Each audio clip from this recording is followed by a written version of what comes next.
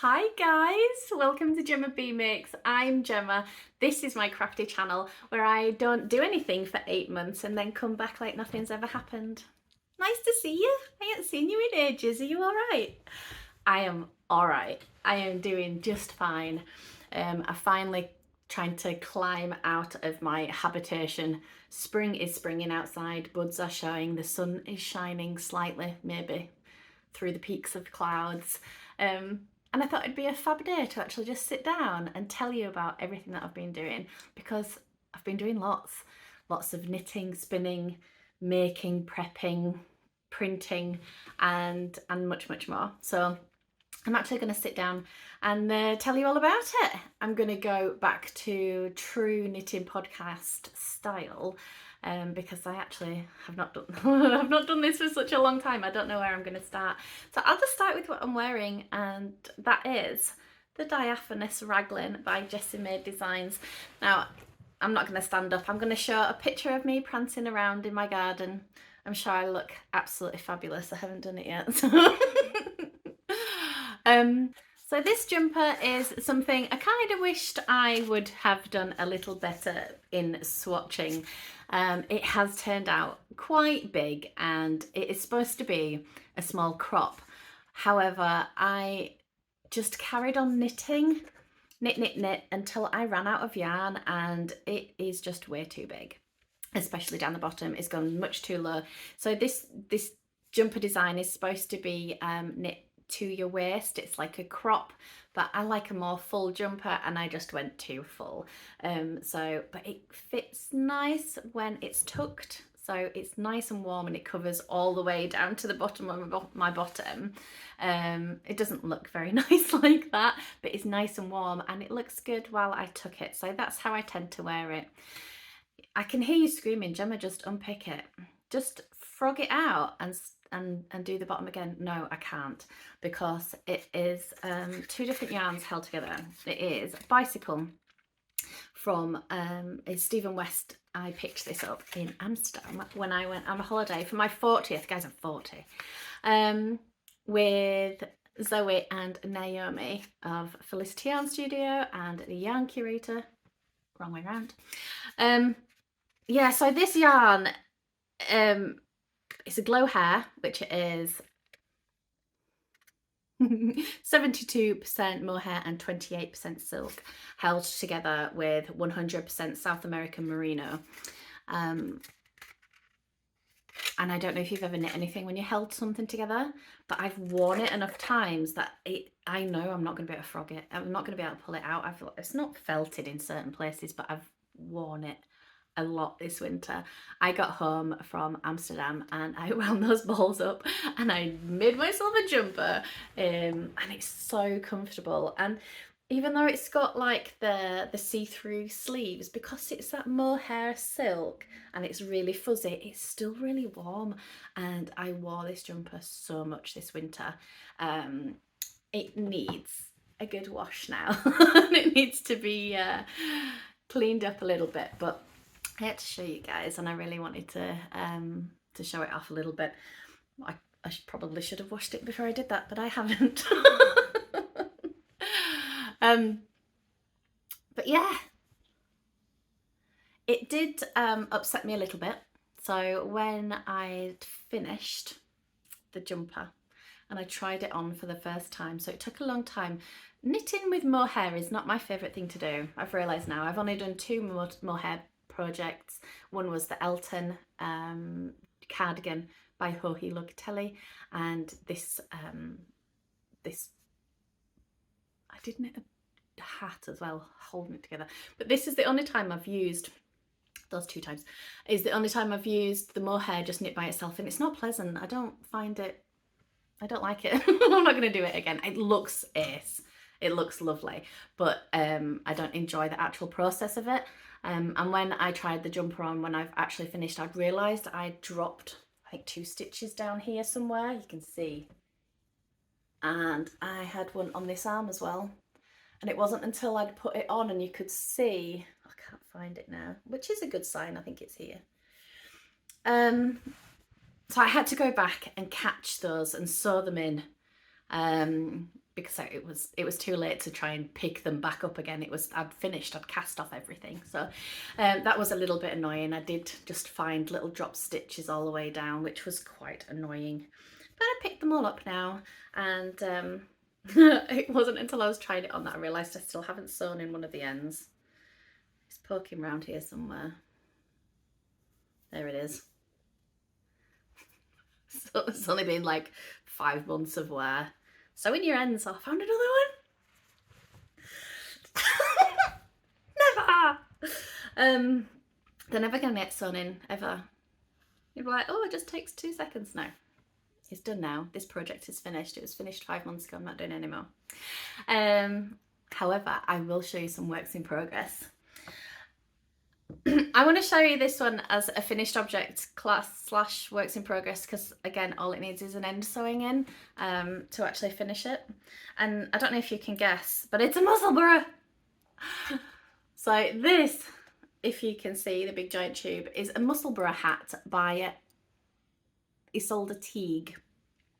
It is the only hat that exists to me now, because I don't think I've knit anything else, but it just goes perfect for hand spun yarn. So this is some yarn that I dyed the fibre. The fibre is a Falkland merino. I dyed the fibre into a really nice braid, and actually it was kind of leftovers of my dye, and I just did this one for me. So it's just splooshes.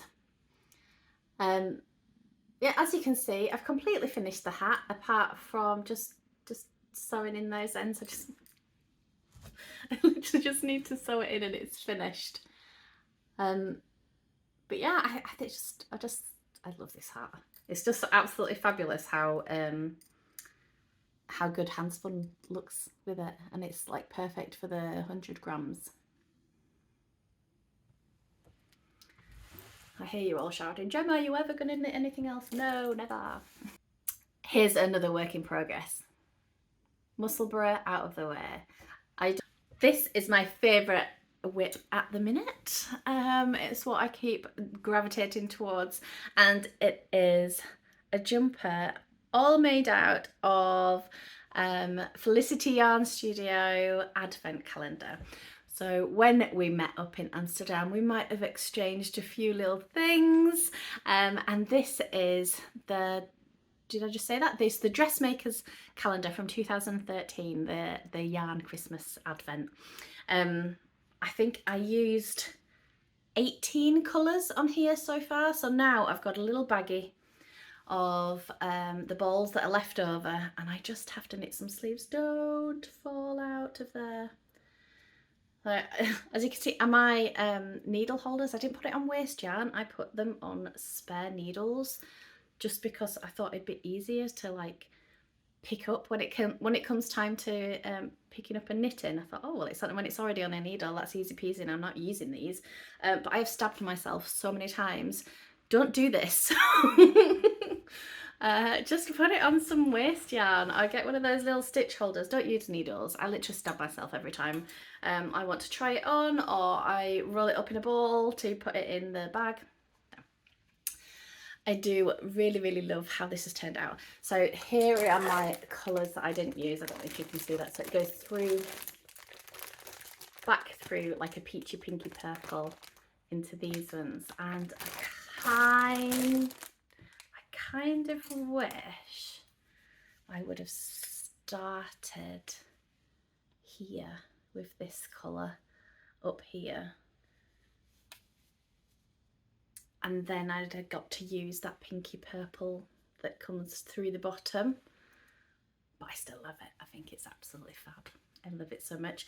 So the pattern I used to actually just knit the plain jumper is all the numbers from the Zweig sweater by Caitlin Hunter. Obviously getting rid of the lace and the colour work, but I just used the numbers because that is my favourite fitting jumper in 4-ply yarn.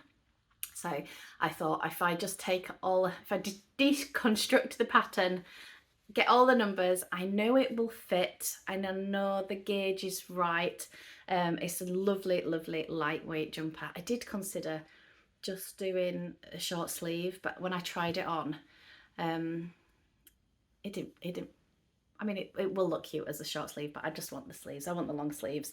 It'll be a nice spring jumper. The colour's not showing up very well, but this one here is my favourite, just so you know. Fabulous. I'm enjoying that a lot. So as you can see, I cast off last night on that bottom rib. So I just need to pick up some sleeves, organise my balls again because they're all in just a little baggie. This is a handmade bag I made quite a long time ago now. This was the full-size skein that you got, and I originally planned to do the cuffs and the hem in this, but actually I really like the way the colour changes throughout, so I didn't. So I think I might use this with this for another project, but I haven't made my mind up what I'm going to do with that yet. But yeah, I've really been enjoying that, but lots and lots of stockinette stitch, so it's definitely TV watching. But I've cast off now. The body, I just need to pick up the sleeves. There's still more stockinette. Who am I kidding? It doesn't seem like you're stuck on like any kind of island though, but because you're changing colours, so I just faded them in. How did I do it? I didn't say, did I? So I knit 6 rows of the solid colour, and then I'd introduce it the next colour for 1 row, then 2 of the old, 2 of the new, 1 of the old, and then 5 of the new one. Did that make sense? So it was just alternating them a little bit until they all kind of fade into one. It was nothing too spectacular or special about it. I just tried to even it out a little bit so it did look like they faded into each other. So yeah, even though it's stuck in it, it's been fun because there's been interest to it. That is, I was going to say it's my only work in progress, but it's not. I've got one more. I have been working on the Bantry shawl. I don't know if that's backwards or not. I don't know if you can see that. This is the Bantry shawl by Aisling Doonan, and that's Ruby Sasha Designs. And this is a free pattern on Ravelry. So I have been really enjoying this. So let's see if I can say, here we go. I can imagine this is going to look much nicer when it's blocked. But here we are. So this yarn is Northshire Yarns. It is Deep Deep Stash. I think it is one of the first kind of yarns that I ever bought. So I can't actually remember what the colourways are called, but I do remember the base is, I want to say cashmere, alpaca and silk, and it is so luxurious. It's luxury at its finest. And my mum is going to visit a friend in Spain. I think she's 90, and she moved to Spain to be in the warmer climate, and it's still cold. I'm sure she won't be when it gets to the summer, but my mum's going to visit, and she said, do you think you could do me a little shawl? Well, anyway, this screams Sheila. So this, you can't really see, it does go into a stripe section here, and then you cast off by kind of casting on some more stitches there, and then it's a lace panel that goes down. So I am currently here on this lace panel. Now I made quite a big mistake on here in that I'm knitting on the wrong side. So this is the right side of this lace part, and you've got the right side of the stripes here, and when it comes to this lace, this is the wrong side. This is the right side. And I only just realised last night when I'd finished another repeat. So I've done 3 repeats here. 1, 2, 3. And I only realised last night that that is the wrong side. Now, if I was keeping this, this is really bad. If I was keeping this, I think I might pull it out and I might redo this part. But my mum's going on holiday real soon and this took me ages. And I don't think 90-year-old Sheila is going to know whether this lace pattern is the wrong side or not. This yarn is not really showing up very well, but it's got this pink colour going through a grey and then like a bit like a kind of fluorescent-y yellow and green, so it's got quite flecky colours to it. It's not really showing up very well, it's just kind of going grey there, isn't it? But it has got quite a splash of colour going through it. I can see a little bit better there. So I think it's kind of busy enough that you're not going to see it. Anyway, I'm going to power through. Sorry, Sheila. But I am very much enjoying how it's looking, and it's gonna feel really, really nice. And she'll be very appreciative of it. And my mum's very appreciative as well. So I have been enjoying doing that one. There's lots of mistakes I've made throughout my lace knitting on here. The yarn is so slippy because it's super duper soft, super slippy. I am knitting on, I think, the Knit Pro carbons, so they've got that slippy metal tip, but this part is not so bad. But the this groove here is like the bane of my existence, because trying to move, it catches on every part of this yarn, and it's driven me insane throughout the whole project. Obviously not enough to just change the needle. But yeah, it has really annoyed me, and I wish I would have changed and put them on a wooden needle. However, the same diameter, the same gauge needle that I have I've been using it for my jumper, so that's why I haven't, because I've been doing them at the same time. I don't have stacks and stacks of needles. I did at one point, but I do not anymore. Destashed crazy. I destashed like crazy. So, yeah, the Bantry shawl by Aisling Doonan, free on Ravelry, and it's been very enjoyable. You cannot watch TV while doing it. Do not try to do any kind of reading of subtitles. You can have a book in, that is it. Because I've been following the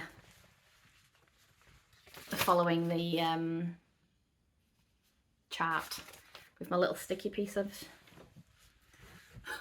it's all falling off, a little bit of washi tape that just moves up with each line. It's lost its stick now, but I've done it 3 times now, so I kind of got it. I can see where I am, I can read it a little bit better, but for the first couple of rounds I needed that chart. Yeah, but you're not going to be able to watch TV. You can listen to a book. I have been listening to so many books. Have you guys listened or read Sarah J. Maas? It's Rude. I wasn't expecting it. Someone gave me the first book and was like, it's a bit like Beauty and the Beast meets Harry Potter's Tri-Wizards. I was like, I'm in, sign me up. And I was like, oh, it's a bit romantic. And then the second book was like, I was embarrassed. I was listening, just washing up at the end of the day. We've all had our family meal, washing up. I'm literally going blush, flush, flush, flush, flush. And now I'm frigging addicted to the fairy porn. Anyway, Sarah J. Maas. So a little recommendation for you. Or not, if that's not your thing. It wasn't my thing, it's now. I'm enjoying it a lot. So that's everything that I've been knitting. It's not lots, it is lots. I have knit on lots, but that is what I'm doing at the minute. I've got a shawl and I've got a jumper. I've just finished a Musselburgh hat. I have been doing lots and lots of spinning. So if you have been here before, you know last year, it's been a year, oh my goodness, I signed up to do the Certificate of Achievement through the Spinning and Weaving Knitting Guild. No, it's not a knitting guild, it's a Weavers, Spinners and Dyers Guild. And I signed up to do the Certificate of Achievement. It's a 5-year course, and it's basically just educating yourself with, I have got to do 4 different types of fleece. A long wool, a short wool, a fine wool, a medium, and mountain. I can't remember the 4 different types. So 4 different types of fleece, and then 4 different types of fibres. So you have to do silk, cotton, flax from a strick. I still don't know what that means. And flax, cotton, silk, and then 2 others of your choice, or 1 other of your choice. So like alpaca or camel or yak or dog or whatever you want to spin, 1 more fibre of your choice, and then 6 different art yarns. So it has been a big learning curve. I've really enjoyed it so far though, and I have literally dived into the world of stinky fleece, and I absolutely love it. I love it. So I'm going to I want to show you what I've been doing, but I can't. There's been a lot, so this is the very condensed version for you guys to show you what I've been doing. So this is the syllabus. Here are all my samples of boucle yarn. Boucle has been the biggest bane of my existence.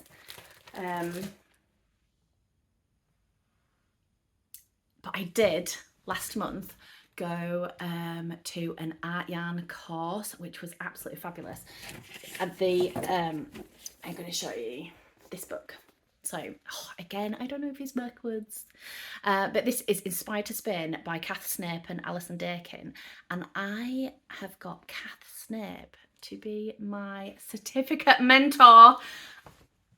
So I just picked like the best person in the world. Have you guys seen this book? It's absolutely fantastic. And if you're doing the spinning certificate, it's like the frigging Bible. So everything is in here. So I had a 1-to-1, well, I didn't know it was 1 to 4. There was 4 of us that went on the course. Day about doing art yarn. So I learned about beehives and coils and boucles. What else did I do? I did 6 different types of art yarns. Coils, and anyway, I've written it all out. But yeah, so boucle, bane of my existence. Did an art yarn course with Kath. She fixed it. It's fabulous now. This is the Wensleydale fleece that I was spinning 8 months ago. So the video in my last feed shows me using my very it's my very first fleece. I was so happy with it when I did it. It's gross now. What else have we got in here? Oh, these are all the samples of the different fleeces that I've done. This is a long luster fleece. This one is a texel fleece. So these are just the samples that I've got. I've got all the actual yarn and stuff upstairs ready to be made into things. This is Manx Lofton. That's a Manx Lofton baby sheep.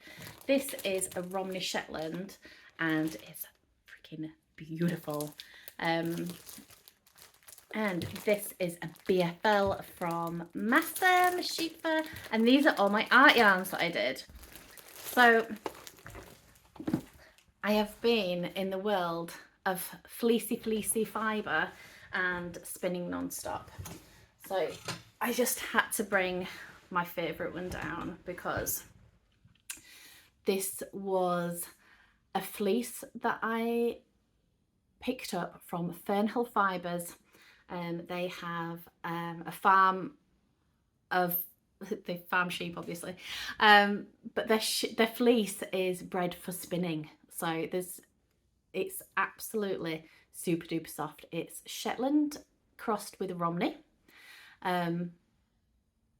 And what did I get eventually? So Romney Cross Shetland, it was spun in August, September time.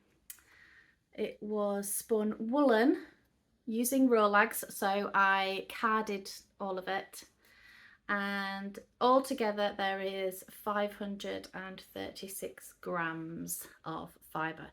So I was really hoping to get myself an Avena sweater. Avena, is that? Oh, I can't remember if that's what it is, but I'll pop it on the screen.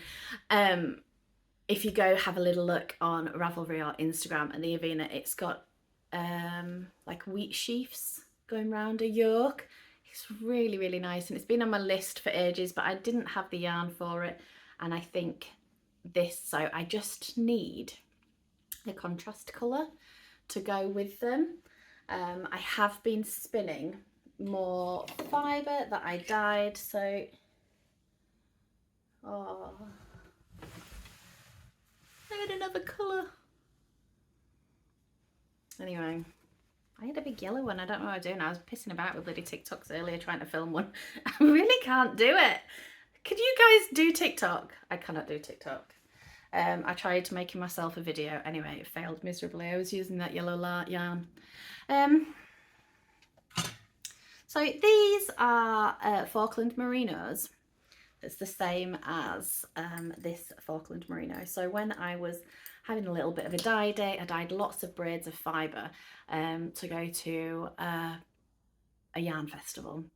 I was demonstrating spinning, and we could sell a few little bits, so I dyed a load of fibre to take with me, and these ones were what were left after the day, so they became mine. Anyway, I kind of like this one. This one's very, it's not showing up very warm, but I think because this one's taking it down. This one's probably a little too warm.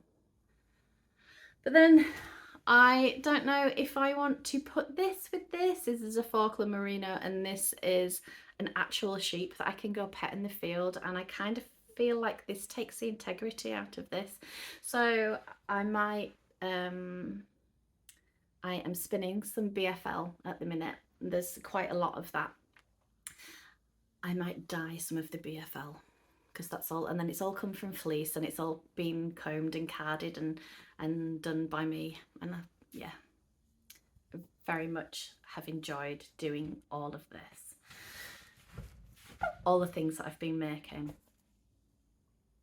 But it's not, is it? Because I've also, last time I saw you, were designing an electronic spinning wheel, and it got to the point where, oh my gosh, there's so much stuff on the shelf. It got to the point where it was kind of half finished. Anyway, we finished Big O. He's been absolutely so dusty right now. I'm about to show you. Did you see all the fly off? That was gross. So this is Big O. He has had lots and lots of tweaks and finishes to spin, but he is just absolutely fabulous now. So all of his guts are in there. I think they were hanging out in a little bag last time. So if you didn't see, this is a spinning wheel that has been that me and my partner David have designed and made using a 3D printer.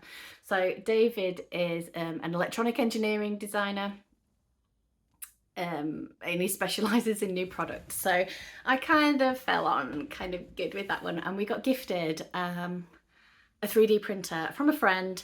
David's an electronic designer, and someone went, I don't know how to use this. It's broken. Fix it, David. Can you fix it? And he's like, it's not broken.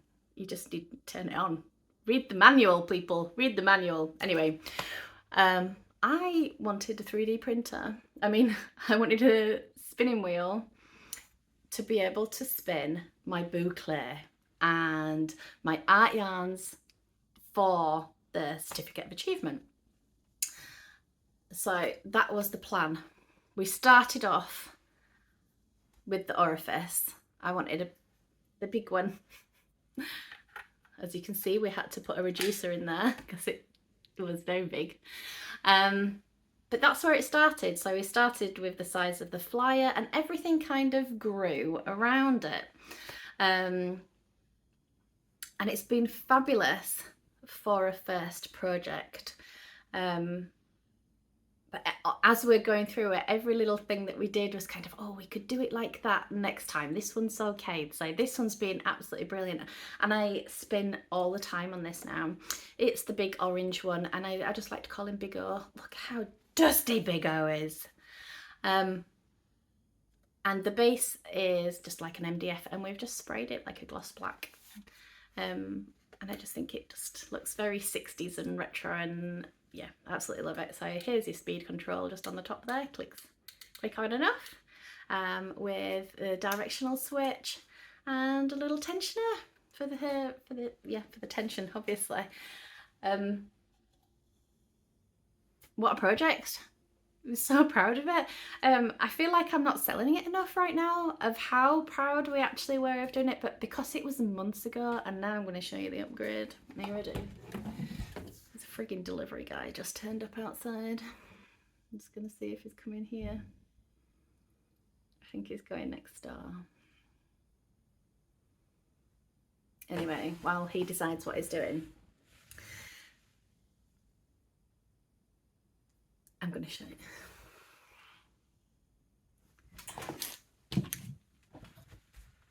Okay.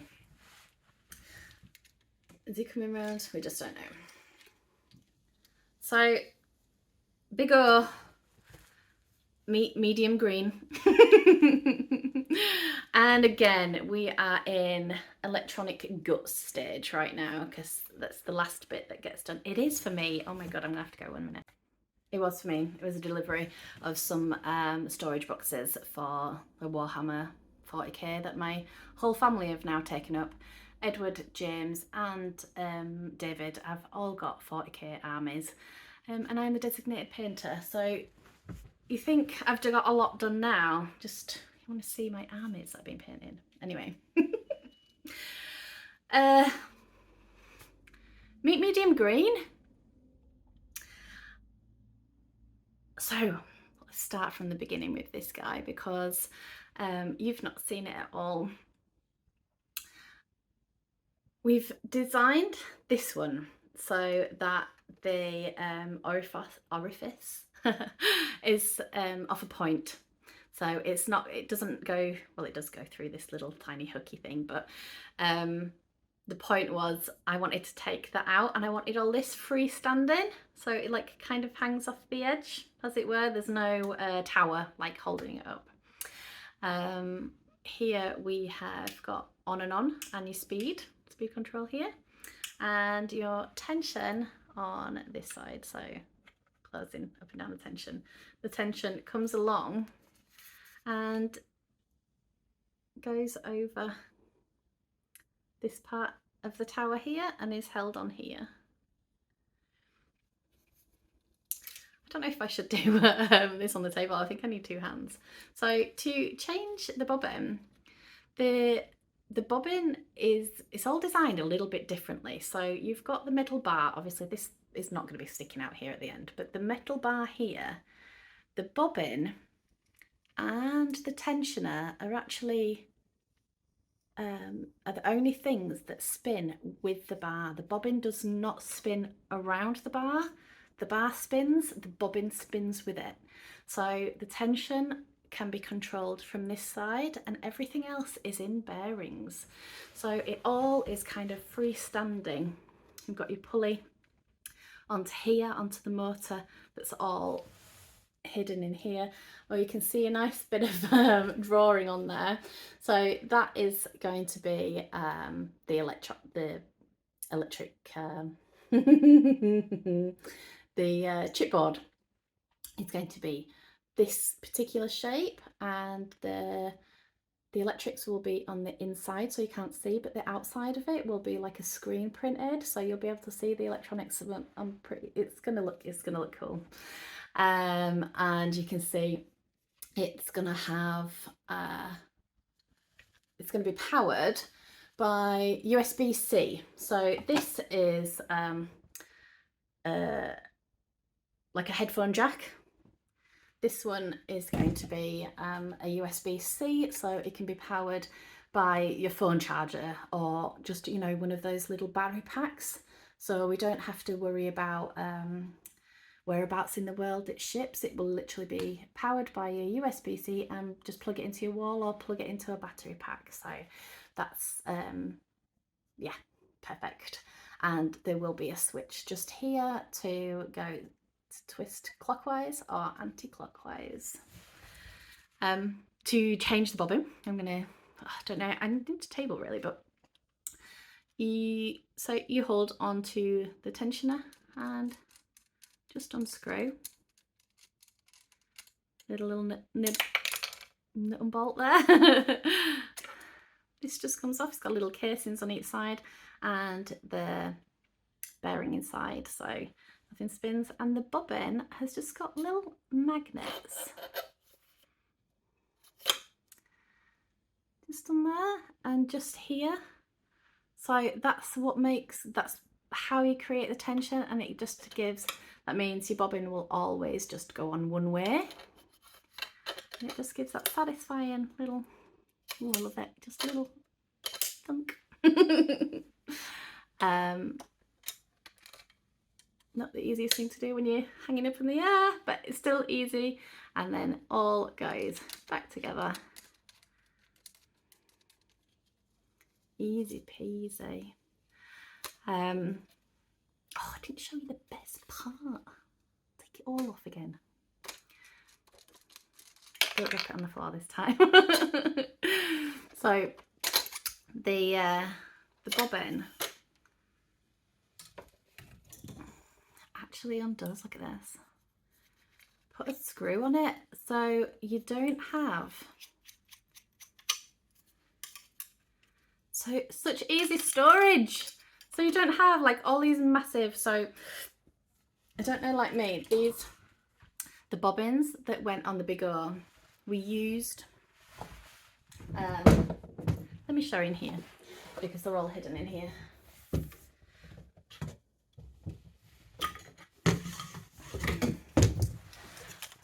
So we used an acrylic bar, just like a tube basically.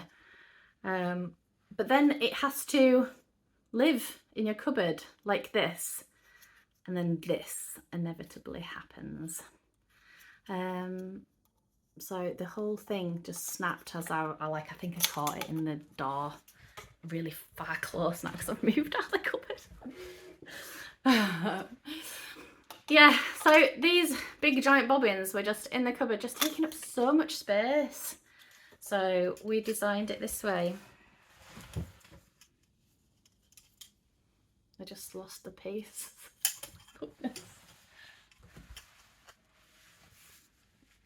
Did you see where I put it?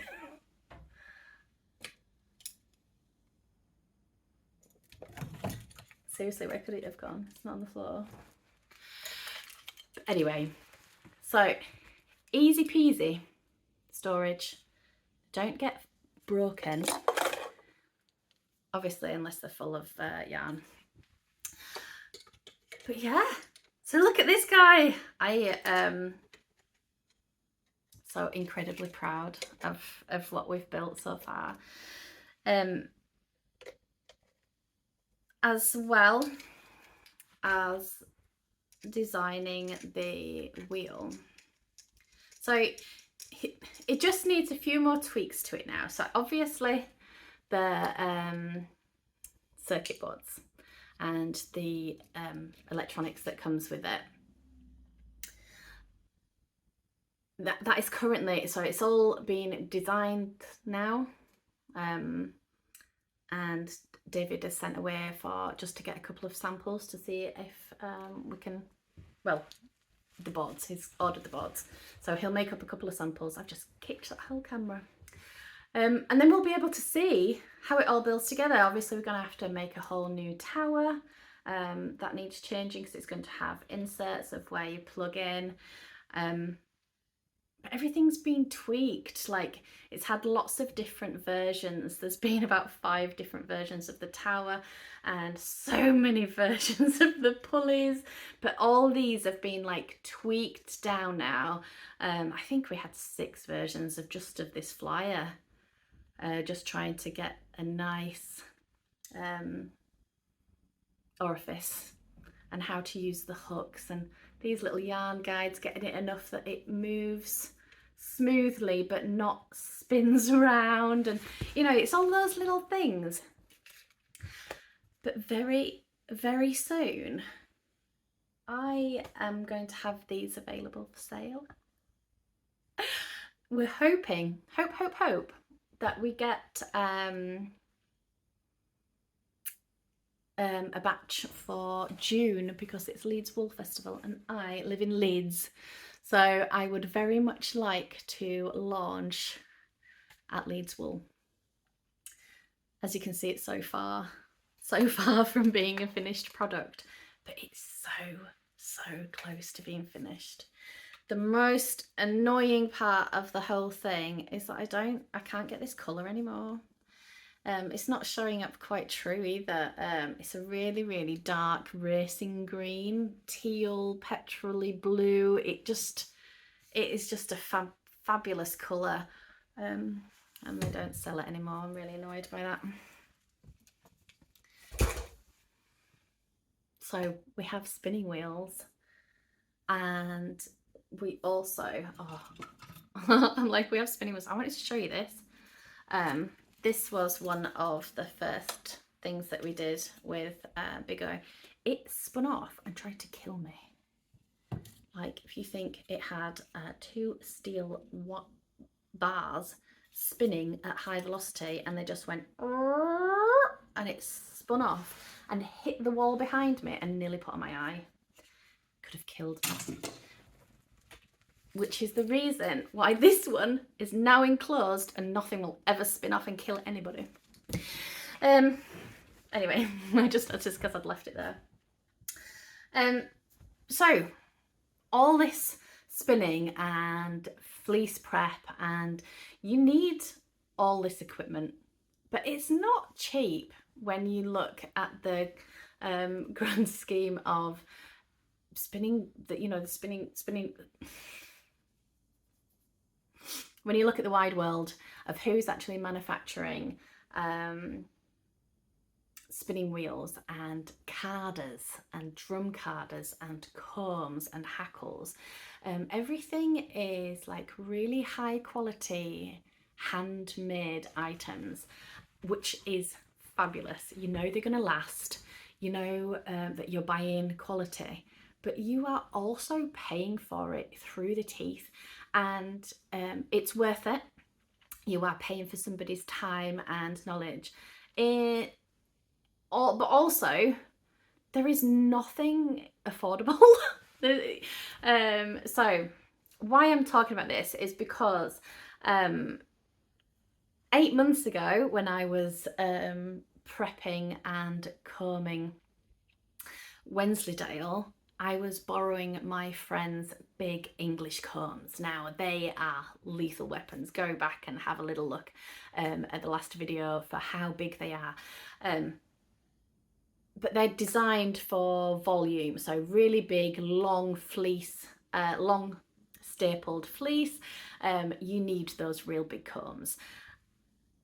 But so I borrowed Deborah's, which was fabulous, but then I kind of needed my own, and my birthday September, I'd asked for some for my birthday. Now they were priced well over £200. I think they were about £240. I didn't really need the really big English combs. I thought I'll get the smaller set, but you're still, I think they were about 180. They were still very expensive. We had a little look on Etsy, and the cheapest ones I could find were about £90. Now again, you are paying for handmade items, and especially wood carving. They're all made out of solid wood. These tools are going to last you a lifetime. and 90 to 240 pounds or whatever they are is worth the money for those items. However, I just don't have that amount of money. I just don't have it. We are a one person income family, and yeah, so I need to make my own wool money. So we have a 3D printer. We tried our best to make a full set of combs. So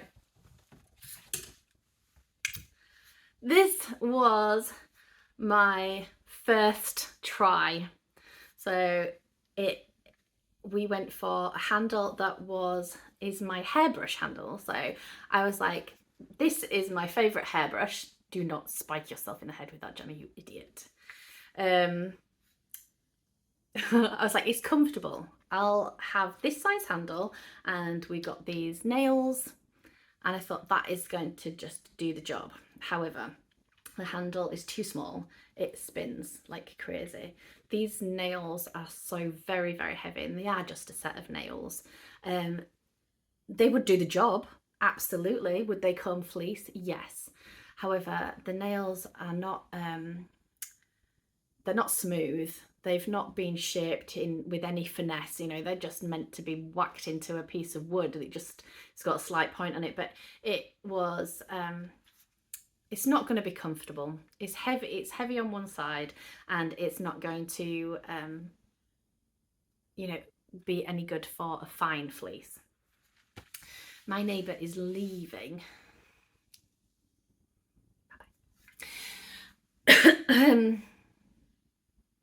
Yeah, so it's going to be no good for fine fleeces, but you know, I have got to study a mountain fleece, so I'm sure that's going to be absolutely fine for that, and getting those guard hairs out. But yeah, it just wasn't quite big enough for the handle, and it was heavy sided.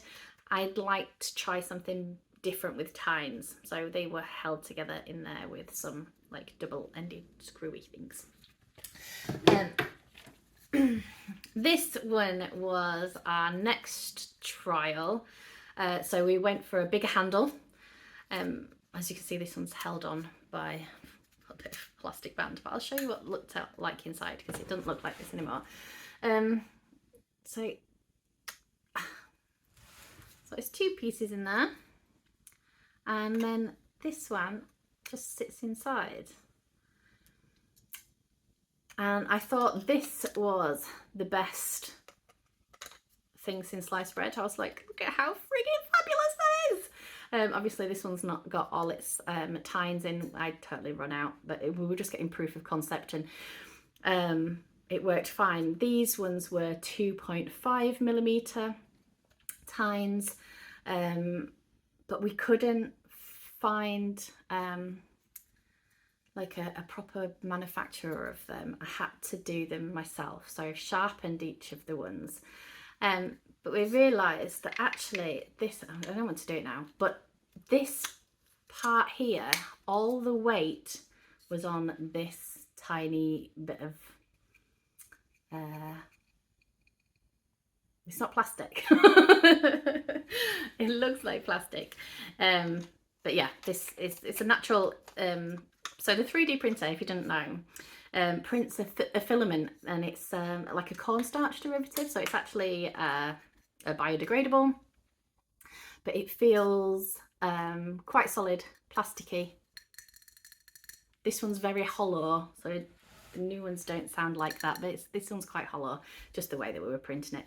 But yeah, it was super weak, so it snapped a few times. I had a few points where this part here just completely snapped, so we needed a whole new redesign. Anyway, this was version 1. This is version 15.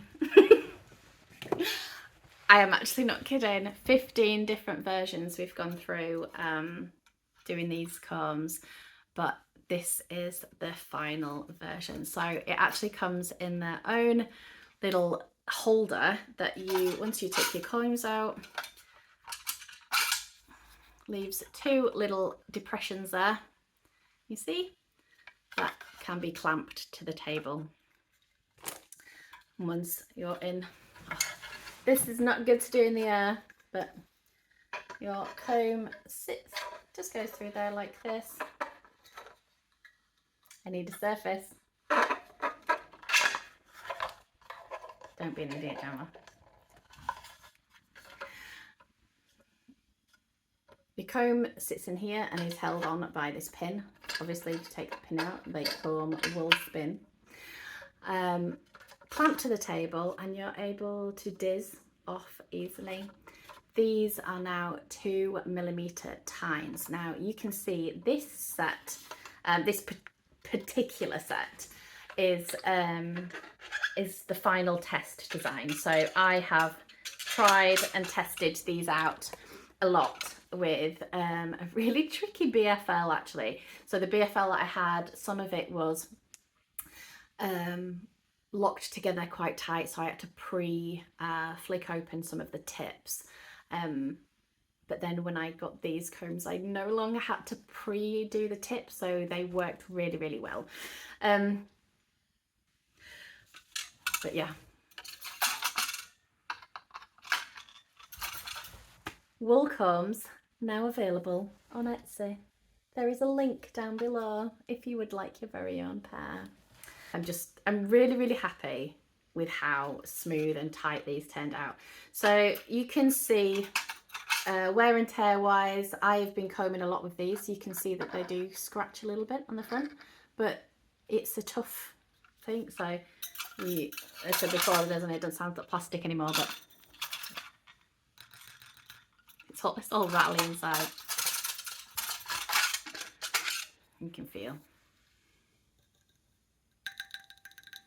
Yeah, so it's not, it doesn't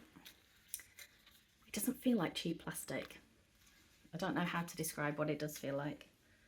Expensive quality. But it's not. Well, it is quality. It's just not expensive. If you've got a set of things, you need a hackle to go with it. So again, I've got a hackle. You can see it's still got lots of BFL on it. Now, these tines are extremely sharp. And they just, I'm again really happy when everyone just turned on. That just like kind of snaps on. It's just for a bit of safety, so you don't spike yourself while it's in the cupboard. Look at my products. There's a link down below. You can get your own if you want them. And soon there's going to be a wheel to go with them. I'm so happy with how everything's gone, how all the progress has gone. It's been 8 months since I last seen you, and it's been a whole new world. Like I released the combs in November last year, and they have been doing really, really well. I'm really happy. They're shipping around the world, and the reviews are coming back again really, really well. And if there's been any kind of problems, I'm quite happy to fix them. As I say, there's been 15 versions and now are so incredibly strong. So I said before, didn't I, there was a weakness on here. I can't show you the inside now because it's all together, but it's no longer that shape. It goes down in a cylinder. There is a steel bar that goes right through the middle of here to give more strength, and you can't really see, but up until about here downwards the 3D printer prints it solid.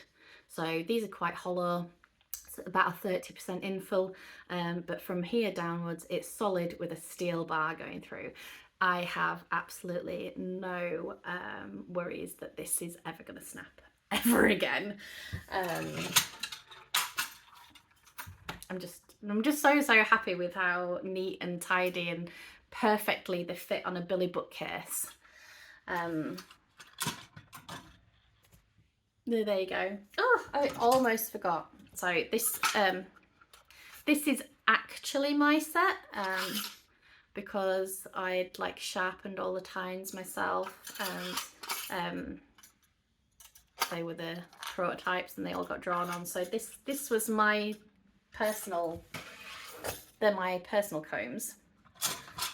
But these ones were the tester ones. So this is the final design, and I just wanted to make sure that everything I was happy with them myself. So they, like I say, they have got a few scratches on here, but other than that, they're perfectly fine. Would you like them? You can have them. I am going to say, if you leave a comment down below to say that you would like them, I will put you in a draw to have them, because I can't sell them. They've been used, but they're practically brand new. I've used them for one project, which was about 300 grams of tricky BFL. So, would you like some combs? Put in the comments below. If you've made it all the way to here, it's because we're best friends. I don't think we need to stand on Grace's and share things and like things, and I would do a giveaway on Instagram, but I really can't be bothered. It's just for us besties. Just let me know. Do you want them? I'll send you them. Last but not least, you've got bobbins, you've got new wheels, you need a lazy cape. This one, oh God, I'm crashing. This was a secret project that David just made for me, because I needed one for my big giant big O bobbins. Big O doesn't fit on a normal, oh my God, it's so broken, but it didn't fit on a normal lazy cape, and I couldn't even fangle one in a shoebox because they're too wide to go in the shoebox. So David made me this one. It kind of looks like a guitar. But these are just 4mm or 6mm rods, and then a little hooky. And because it's a wooden base, it's heavy, so it sits on the table or on the floor or wherever you want it to go. And you can either have them all feeding through the hook while it's there if you'd like. I held the hook here, and it was like world changing when you're plying. I don't know why this made such a difference, but having this on a table, plying on Big O and using this hook, it was like magically cheating somehow. It gave a really, really good finish to the yarn, and it was very like consistent all the way through. It was perfect, and it was just, yeah, such an easy like fab idea, and it fits on the bookshelf stood up. It's got little feet on there as well. Absolutely perfect. So I tried to make another one, again even more guitar like, with this little pickup here. Same process, but this time I wanted to be able to move the little hooky like at different because I thought we might be able to put a tensioner on it. I've since dropped the idea, but you could if you wanted. You've got your bobbins stood on each one. If you had a string round that could be moved across or just tightened, I don't know, it was in my head. I was like, I could tension this. I've since given up on that idea. I think it just works absolutely perfect without. So I think I might have a lazy cape for you too. It's gonna have to go out with the medium green. I keep calling him medium green. I have actually named him. He's gonna have a product name, and I don't know if I should tell you yet. I'm gonna keep it a secret for now. But I have named the wheel. It will be getting released with a name. But guys, that's everything that I've been doing. Honestly, it's been a lot. It's been a lot. But I'm really glad that I actually finally got to sit down and talk to you about it. I'm sure this video is going to be ridiculously long. And if you got all the way to the end, it is because we're besties. And I really enjoy spending time with you too.